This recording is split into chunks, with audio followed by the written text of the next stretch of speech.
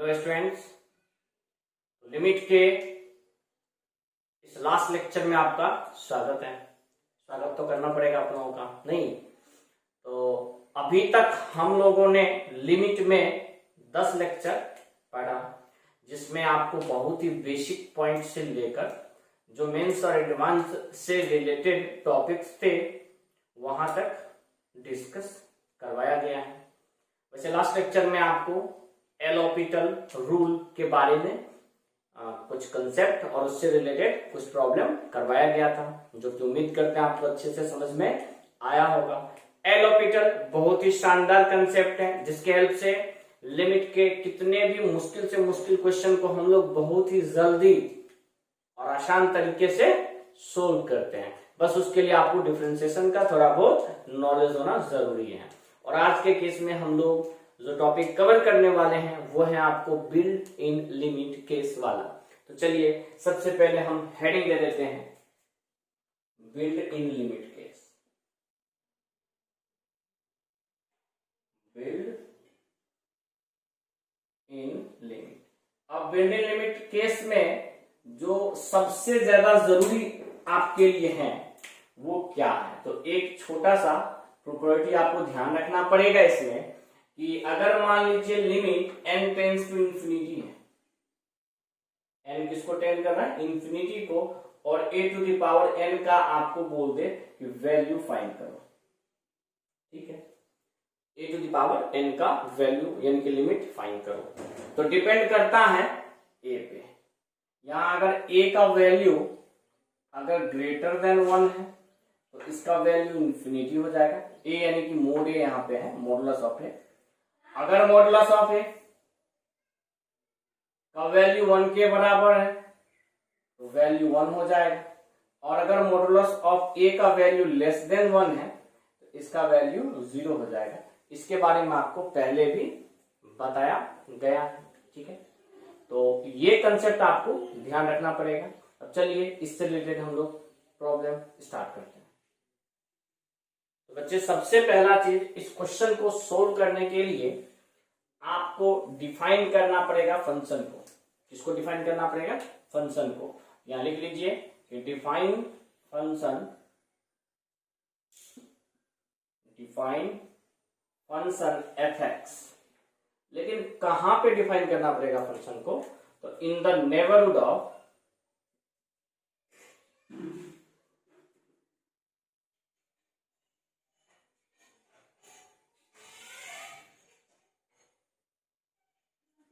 In the neighbourhood of x बराबर 1।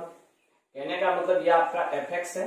और एक चीज और ध्यान रखना है आपको, ये प्रॉपर्टी क्या कहता है कि अगर लिमिट a के पावर n है और मोड a ग्रेटर देन 1, तो मोड a ग्रेटर देन 1 का मतलब तो ये आप क्लियर जानते हैं कि a का वैल्यू -1 से छोटा और ग्रेटर देन 1 हो। मोड a बराबर 1 का मतलब a का वैल्यू +-1, और मोड a लेस देन 1 का मतलब a का वैल्यू -1 से 1 के बीच में हो, ठीक है। तो ये चीज आपको यहाँ ये ध्यान रखना पड़ेगा, जैसे x के पावर 2n है, तो अगर मान लीजिए limit n tends to infinity है और x का पावर 2n है, तो इसमें अगर x का वैल्यू 1 से कम होगा, तो 1 से कम यानी कि ये वाला केस, तो इस टाइम पे आपको जैसे मान लीजिए 1 से कम के पावर में इंफिनिटी, n इंफिनिटी तो 2n भी इंफिनिटी होगा, ये तो क्लियर है। तो अगर 1 के पावर में इंफिनिटी, किस केस में, जब ये x का वैल्यू 1 से लेस हो, 1 से छोटा हो, तो उस टाइम पे वैल्यू 0 आता है। ये चीज आपको ध्यान रखना पड़ेगा।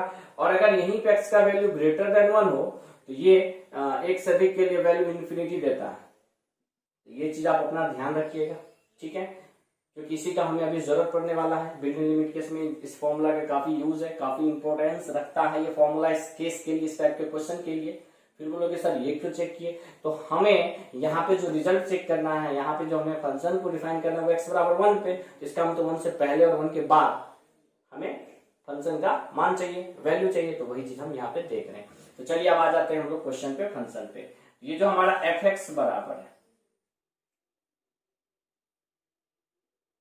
यहाँ f(x) बराबर में क्या हो जाएगा बच्चे, तो सबसे पहला चीज तो आपको ये लिखना पड़ेगा कि एफ एक्स का वैल्यू क्या दिया है, तो limit n tends to infinity, limit n tends to infinity. अब ध्यान आपको ये रखना है कि यहां पे एक केस रह जाएगा आपका x लेस देन 1 के लिए और दूसरा केस रह जाएगा x ग्रेटर देन 1 के लिए। तो जब x लेस देन 1 के लिए रहेगा तो उस टाइम पे ये जो आपका x टू द पावर 12 है उसका वैल्यू तो 0 आएगा। चलिए वो चीज तो हम बाद में पुट कर लेंगे, पहले एक बार क्वेश्चन लिख लेते हैं। 1 से लेस के लिए ये हो जाएगा cos pi x minus x के पावर में 2n into sine x minus 1, और बाई में दे रखा है 1 plus x to the power 2n। ये जो प्लस 1 है ना, तो इसको आप इस तरीके से सेपरेट कर सकते हो और माइनस एक्स के पावर 2n। अभी हम लोगों ने बस यहां पे x लेस देन 1 के लिए फंक्शन को लिखा है, और x ग्रेटर देन के लिए भी यही चीज होगा कि n tends to infinity cos pi x minus x to the power 2n into sine x minus 1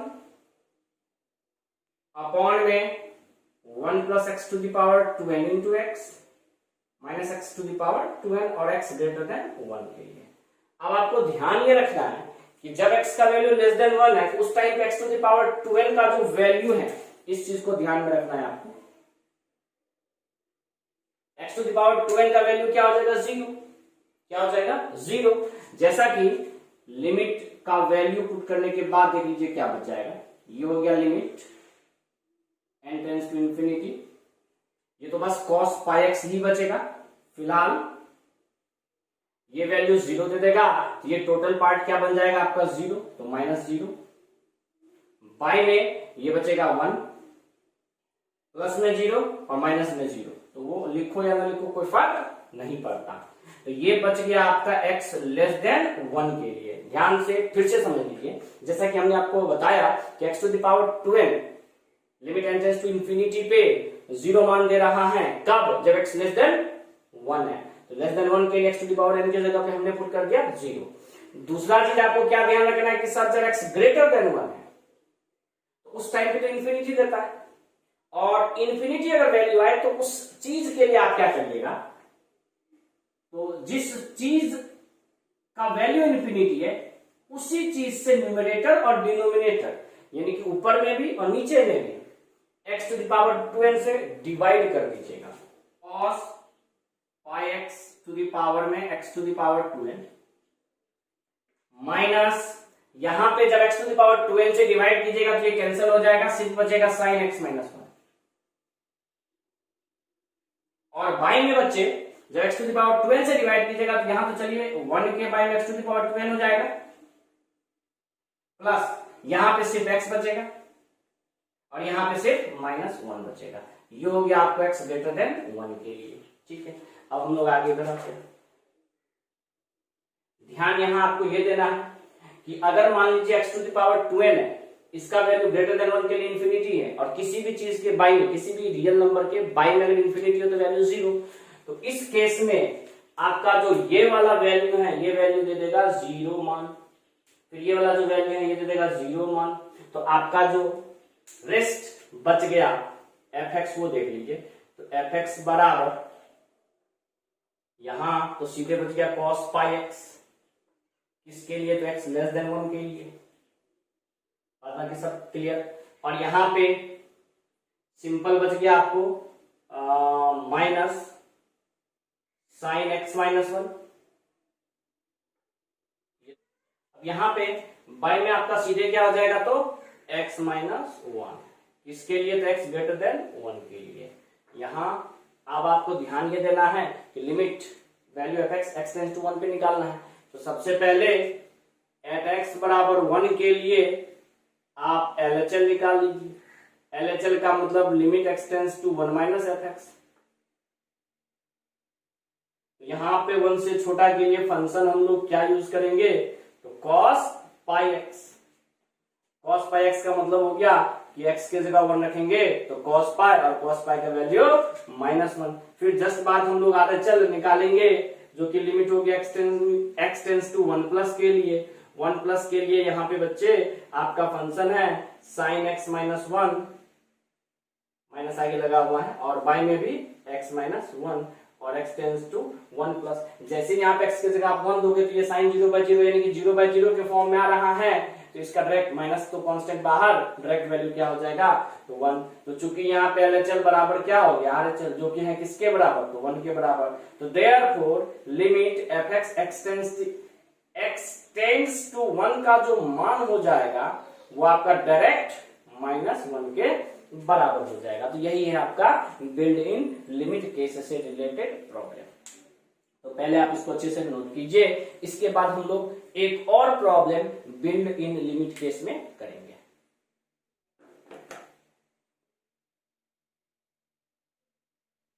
इस प्रॉब्लम के लिए बच्चे सबसे पहले आपको क्या करना पड़ेगा तो फंक्शन को डिफाइन करना पड़ेगा।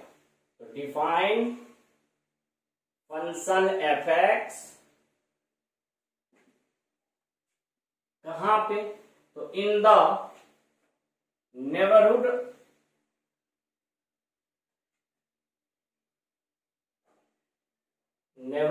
ऑफ x बराबर 0, यानी कि x बराबर 0 के इर्द गिर्द, यानी कि 0 से पहले और 0 के बाद सबसे पहले आपको फंक्शन डिफाइन करना पड़ेगा।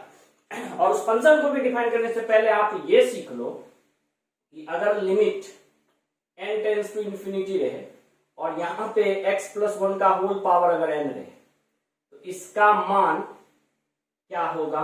तो अगर मान लीजिए x अगर हम ग्रेटर देन 0 ले लें, तो अगर x ग्रेटर देन 0 ले लेते हैं तो ये 1 से अधिक हो जाएगा, और 1 से अधिक के पावर में इंफिनिटी रहे तो वैल्यू इंफिनिटी आता है। लेकिन अगर यहीं पे हम x का वैल्यू 0 से छोटा यानी कि निगेटिव ले लें तो ये 1 माइनस होगा, 1 माइनस यानी 1 से छोटा, और 1 से छोटा के पावर में इंफिनिटी रखने पे वैल्यू दे देता है 0।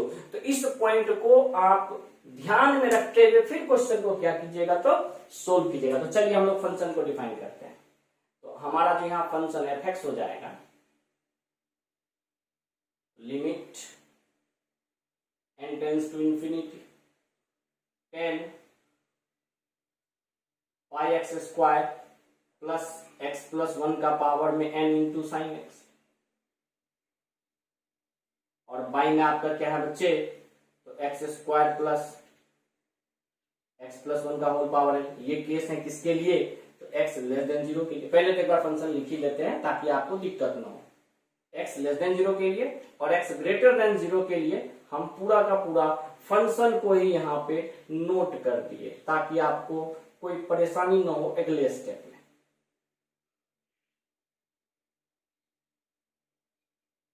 तो ये हो गया, एक बार हमें x 0 से छोटा और 0 से बड़ा के लिए देखना है। ये तो हमें क्लियर पता है कि x 0 से लेस के लिए इसका वैल्यू 0 हो जाता है, यानी कि ये वाला वैल्यू यहाँ पे आपको मान क्या दे देगा तो 0, और ये वाला वैल्यू यहाँ पे मान क्या दे देगा तो 0। तो इस वजह से आपका यहाँ पे देखिए फंक्शन क्या हो गया, limit n tends to infinity तो रहेगा ही, बस ये वैल्यू 0 तो इस टोटल को 0 बना दिया तो बच गया आपका 10 पाई एक्स स्क्वायर, और ये वैल्यू 0 यहाँ पे बस बच गया एक्स स्क्वायर। ठीक है, अब बात कर लेते हैं 0 से अधिक के लिए। तो 0 से अधिक के लिए क्या होगा तो x प्लस 1 का होल पावर इंफिनिटी वैल्यू दे देगा। तो इस केस में हमें क्या करना होता है बच्चे, इस केस के लिए तो जो वैल्यू इंफिनिटी देता है उसी चीज से आप डिवाइड कर दो, यानी ये हो गया आपका 10 पाई एक्स स्क्वायर, जिसमें आपको x प्लस 1 के होल पावर n से डिवाइड करना पड़ेगा, और प्लस में सिर्फ साइन x बचेगा। बहुत बच्चे सोच रहे होंगे सर ये कैसे, x प्लस 1 के होल पावर n से डिवाइड कर रहे हैं ना, न्यूमरेटर में भी और डिनोमिनेटर में भी। यहां एक्स स्क्वायर के बाई में हो जाएगा x प्लस 1 का होल पावर है और प्लस 1। ये किसके लिए था तो ये x लेस देन 0 के लिए था, और ये किसके लिए था तो x ग्रेटर देन 0 के लिए था। अब यहाँ पे अगर मान लीजिए x प्लस 1 का होल पावर इंफिनिटी मान देता है तो ये जो वैल्यू हो जाएगा 0, ये जो वैल्यू हो जाएगा 0, तो आपका फंक्शन क्या बच गया हम वो देख लेते हैं। तो आपका fx बच गया n टेंडिंग इंफिनिटी है, n यहाँ पे किसको टेंड करें इंफिनिटी को, इसमें कहीं n है क्या तो n नहीं है, तो उससे कोई फर्क पड़ेगा नहीं। तो सीधे हम लोग क्या लिख देंगे तो 10 पाई एक्स स्क्वायर के बाई में x square, x less than 0 के लिए, और ग्रेटर देन 0 के लिए सिर्फ और सिर्फ ये बच जाएगा आपका साइन एक्स, क्योंकि यहाँ ये भी 0 ये भी 0, तो बस साइन एक्स पर 1 ही तो बचा।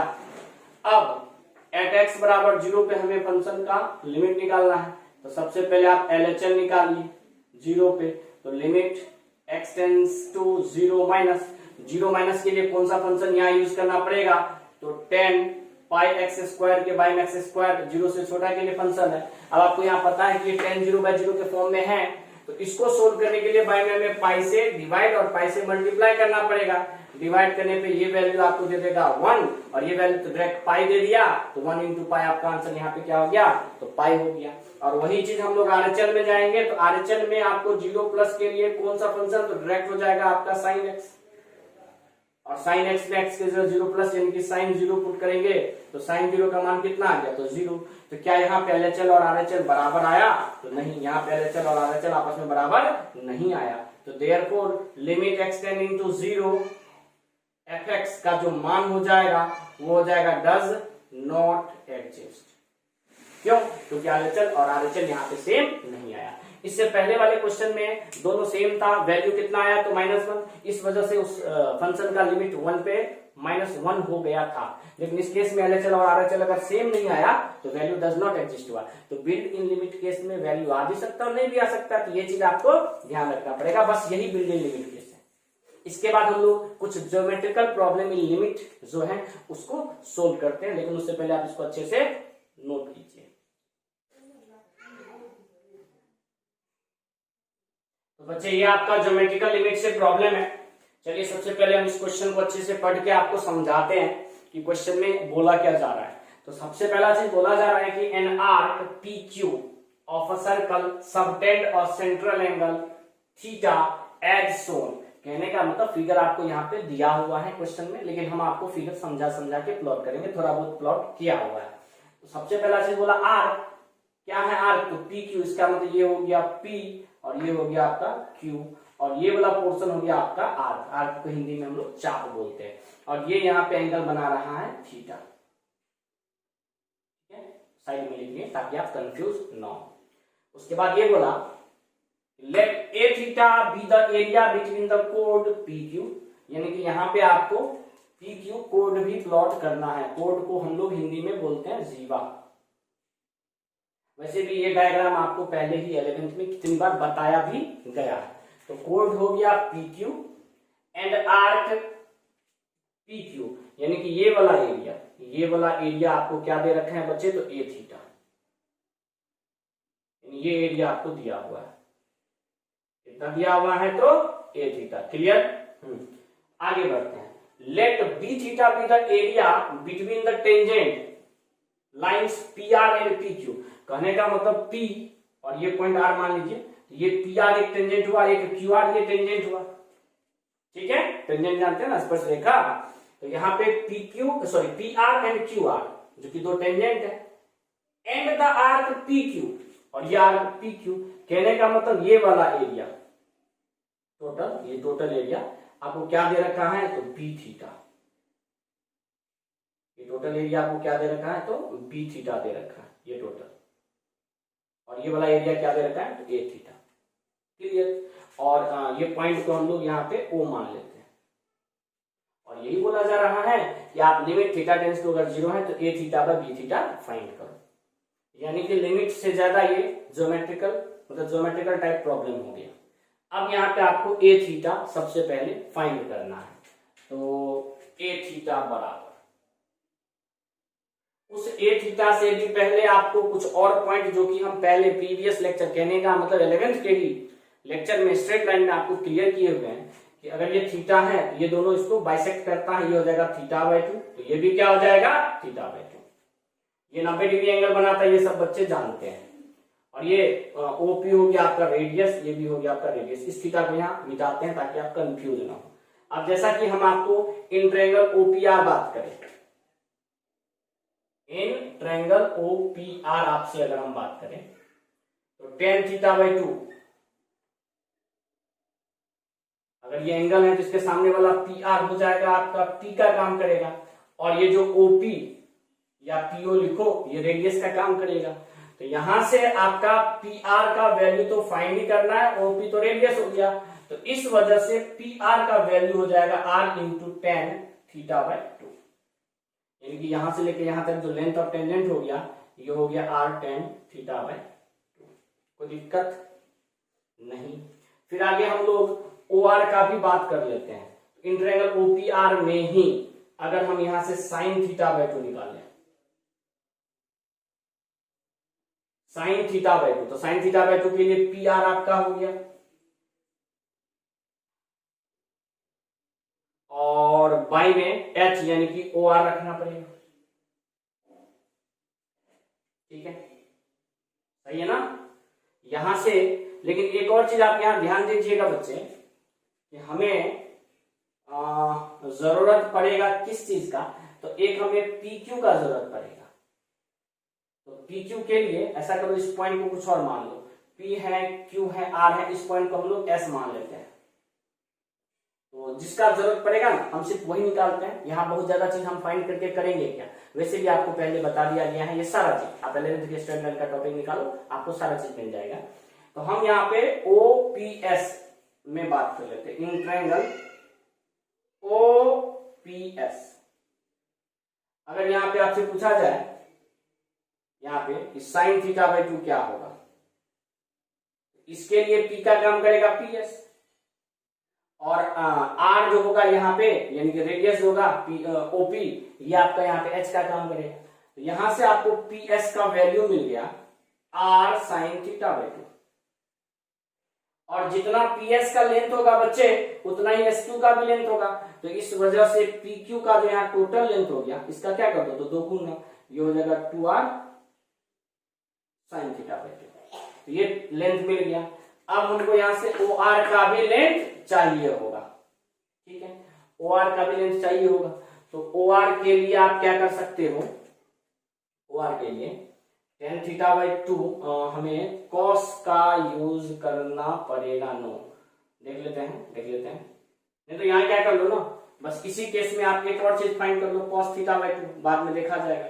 कॉस थीटा बाई टू का अगर हम यहाँ बात करेंगे इसी केस में यानी कि ओपीएस में ही, तो ये दे देगा ओएस के बट्टा में आर, यानी कि ओएस का यहां से वैल्यू हो जाएगा R cos theta by two. चलिए आगे जरूरत पड़ेगा तो हम फाइंड करेंगे। अब आ जाते हैं ए थीटा पे। ए थीटा क्या होगा, तो ए थीटा हो गया आपको ये एरिया। इस एरिया के लिए आप कर क्या सकते हो, तो लिख सकते हो एरिया ऑफ, ये आपका एक सेक्टर हो गया, एरिया ऑफ सेक्टर OPQ, यानी कि इस OPQ सेक्टर के एरिया में से आप अगर माइनस कर देते हो एरिया ऑफ ट्रायंगल OPQ, तो आपको ए थीटा का वैल्यू मिल जाएगा। ध्यान से देखना, OPS ये पूरे सेक्टर में से अगर ये वाला ट्रायंगल घटा दोगे तो ए थीटा का एरिया आ जाएगा। अब सेक्टर का एरिया, सबसे पहला चीज तो सब बच्चे को पता होना चाहिए कि सर्कल का एरिया क्या होता है, तो पाई आर स्क्वायर। लेकिन ये कब होता है, जब एंगल 360 डिग्री हो। यहाँ पे एंगल क्या हो जाएगा, तो ये तो total angle theta, total angle कितना है थीटा, तो हमें यहाँ पे हो जाएगा थीटा के पाई में 2 पाई, जितना एंगल होता है ना उतना से में डिवाइड करना होता है, तो थीटा बाई 2 पाई यानी थीटा बाई 360 डिग्री गुने पाई आर स्क्वायर। तो ये हो गया हमारा सेक्टर का एरिया माइनस। अब एरिया ऑफ OPQ के लिए, तो इसमें लिख दोगे आप हाफ, जैसे साइन रूल बताया ना, हाफ AB साइन C, तो उस प्रकार से OPQ का एरिया। तो इसके लिए 2 नियम है, 2 तरीका है। यहाँ पे आपको मान लीजिए एरिया चाहिए ट्रायंगल OPS का, पहले इसका एरिया निकालते हैं। तो half into base into height, तो हाफ बेस हो गया OS और हाइट हो गया आपको PS। अरे 90 डिग्री एंगल बनाता है ना, तो OS आपका मिल चुका है पहले ही R cos थीटा बाई 2, और PS आपको मिल चुका है R sin थीटा बाई 2, दोनों मिला ही है। अब हमें तो इसका और इस दोनों का एरिया चाहिए, इसी को 2 से क्या कर दो गुना कर दो, ये हो जाएगा हाफ इंटू क्या है यहाँ पे R square sine theta by two into cos theta by two, और इसी में किससे मल्टीप्लाई कर दो तो 2 से। ठीक है, हाँ इसको थोड़ा वो हम लोग तोड़ लेते हैं। तोड़ेंगे क्या, तो ये 2 sine theta by two into cos theta by two value दे देगा सीधे साइन थीटा, ये हो गया आपको R square by two into sine theta, और यहाँ पाई से पाई कट गया, यहाँ हो गया theta R square by two. दोनों में क्या कॉमन आ गया, तो R square by two common हो गया, और बच गया आपको थीटा माइनस साइन थीटा। अब ये था मेरा ए थीटा के लिए। अब हमें बी थीटा चाहिए, तो बी थीटा के लिए बी थीटा बस ये एरिया, तो बी थीटा के लिए आप क्या निकाल लो, area of O P R Q minus, यानी ये टोटल एरिया में से माइनस करो area of sector OPQ. Same कहानी, ये ओपीक्यू का माइनस कर दो इस टोटल में से, तो आपका वैल्यू आ जाएगा। अब बात करते हैं बच्चे हम लोग यहाँ पे ओपीआरक्यू का एरिया। तो इसके लिए आपको बेस्ट तरीका क्या बताया है कि पहले आप ओपीआर का एरिया निकाल लो, ओपीआर में 2 से गुना कर दोगे, क्योंकि ये और ये कॉन्ग्रुएंट होता है, सारा चीज हम बता चुके हैं आपको। तो ओपीआर का एरिया के लिए ये तो राइट एंगल ट्रायंगल है, तो क्या लिख दोगे, half into base into height, बस उसी को 2 से गुना कर देंगे, तो 2 गुना हाफ इंटू बेस, यहाँ बेस काम करेगा r tan थीटा बाई 2, और यहाँ पे हाइट काम करेगा ये रेडियस, और इसमें से माइनस हो जाएगा सेक्टर का एरिया जो कि पहले निकाल चुके हैं, क्या चीज, तो थीटा आर स्क्वायर बाय 2। इसमें कुछ है कैंसिल होने वाला, तो ये है कैंसिल होने वाला, और क्या है कैंसिल होने वाला, तो कुछ नहीं, आर स्क्वायर बाय 2 यहां भी कॉमन हो गया, और ये हो गया आपको tan थीटा माइनस थीटा। ठीक है बच्चे, अब हम लोग आ जाते हैं, हमें क्या फाइंड करना है, तो हमें फाइंड करना है limit theta tends to 0 A theta by B theta.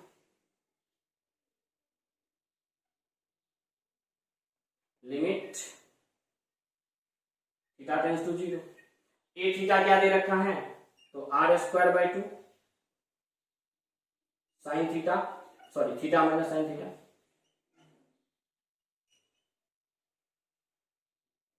और बी थीटा दे रखा है आर स्क्वायर बाय 2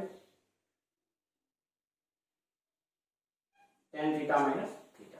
अब यहां के बाद आपको हमने 6 लिमिट 6 या 8 था बोला कि डायरेक्ट तुम याद रखना लिमिट को सोल्व करने का तरीका। वैसे तो यहाँ हम लोग एलोपिटल भी यूज कर सकते हैं, लेकिन हमने आपको क्या बोल रखा है कि अगर थीटा माइनस साइन थीटा है तो इसको सोल्व करने के लिए बाय में हमको थीटा क्यूब ही चाहिए, तो हम लोग थीटा क्यूब से मल्टीप्लाई और थीटा क्यूब से डिवाइड कर देंगे। और इसके बाद यहाँ पे अच्छा एक चीज और, यहाँ पे मिस्टेक क्या है, यहाँ पे tan थीटा बाय 2 है ना, यहाँ tan क्या है थीटा बाय 2, और एक चीज ध्यान रखना यहाँ सिर्फ आर स्क्वायर ही कॉमन है, बाय में 2 कहाँ कॉमन है, बाय में 2 यहाँ कॉमन नहीं है, तो यहाँ सिर्फ क्या बचेगा थीटा बाय 2। ठीक है, ये थोड़ा सा मिस्टेक है, इसको सुधार कर लीजिए आप लोग जल्दी से। ये हो जाएगा tan theta by 2 minus theta by 2। और अगर आपको ये भी बताया गया था कि अगर tan x माइनस x है तो इसको सोल्व करने के लिए बाय में x क्यूब चाहिए, यानी कि ये हो जाएगा 2 थीटा का क्यूब से मल्टीप्लाई, और ये हो जाएगा 2 थीटा के क्यूब से डिवाइड। कहने का मतलब दोनों चीज, यहाँ आर स्क्वायर ही है, आप ध्यान से थोड़ा सा देख लीजिए। अब देख लीजिए क्या सब कैंसिल होने वाला है, तो पहले तो आर स्क्वायर कैंसिल, ये कैंसिल, थीटा क्यूब बचा क्या, तो सब बच्चे को ये अच्छे से पता है, यहां बच गया 1/2। हाँ, theta minus sine theta by theta cube का वैल्यू होता है 1/6। और उसके बाद बाय में ये कट ही गया, हाँ tan x माइनस एक्स के बाय में x क्यूब, आप प्रीवियस लेक्चर का पेज उल्टा के चेक कर लो, इसका वैल्यू होता है 1/3, और इंटू 1/2 का क्यूब हो जाएगा 1/8। अब चलिए कैंसिल वगैरह करते हैं, तो 3 को 2 से काट के 6, 2 कितना हो गया 4 इस 8 को कैसे काटेगा, तो 2 से, तो आपका ये 2 सीधे उलट के ऊपर चला गया, और वही 2 हमारा क्या हो गया बच्चे, तो आंसर हो गया। तो अगर ज्योमेट्रिकल लिमिट आता है तो इसी तरीके से हम लोग प्रॉब्लम को सोल्व करेंगे। बहुत ही अच्छा सवाल है, इसको अच्छे से आप कंप्लीट नोट कीजिए, दिक्कत हो तो दोबारा पीछे करके वीडियो को फिर से चला करके देखिए। ठीक है, चलिए आप इसको पहले नोट कीजिए।